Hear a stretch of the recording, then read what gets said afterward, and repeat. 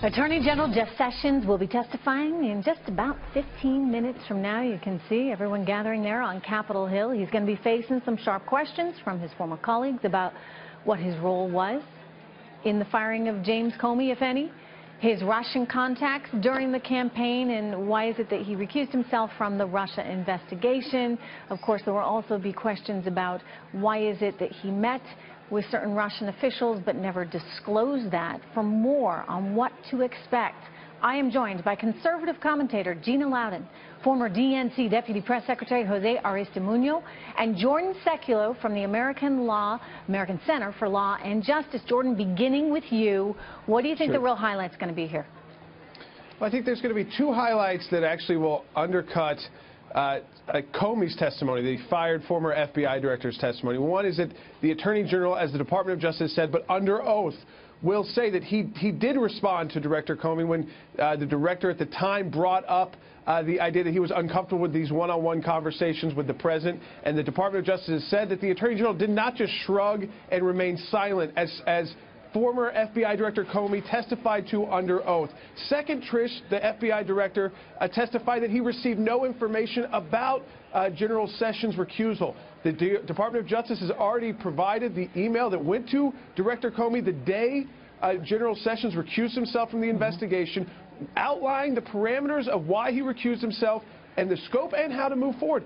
But yet the former FBI director said to a Democrat senator, I have no idea about anything. I never got any memos about it. So I think there's two ways to refute Comey right off the bat.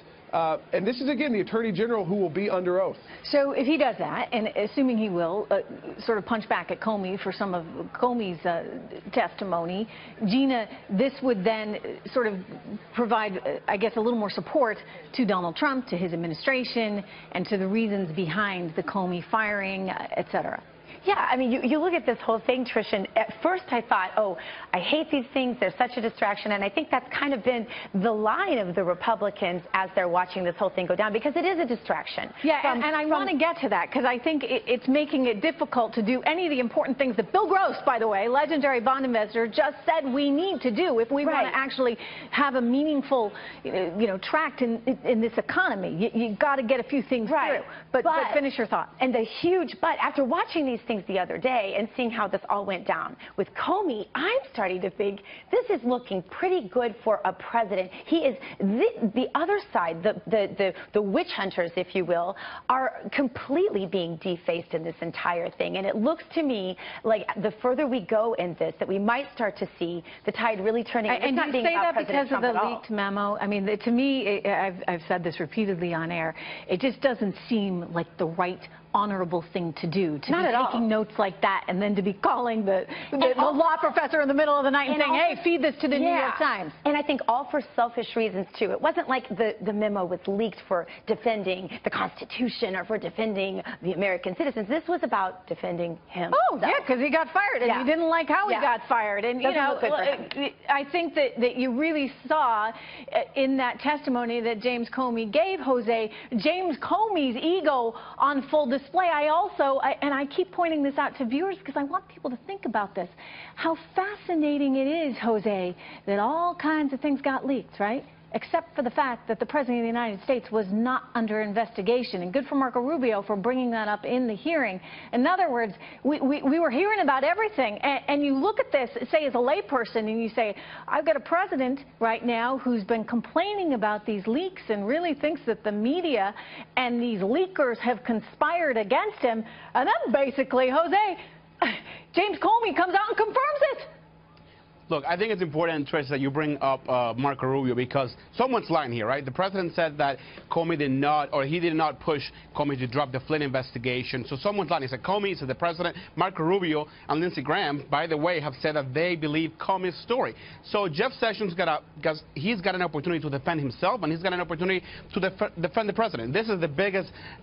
Jeff Sessions is the president's puppet, right? He's got all the talking points. He's ready to just play his little loyalty card and say whatever he needs to say. Well, look, I don't think that's necessarily fair, because James Comey basically gave him a bit of a layup there in terms of what he said and disclosed.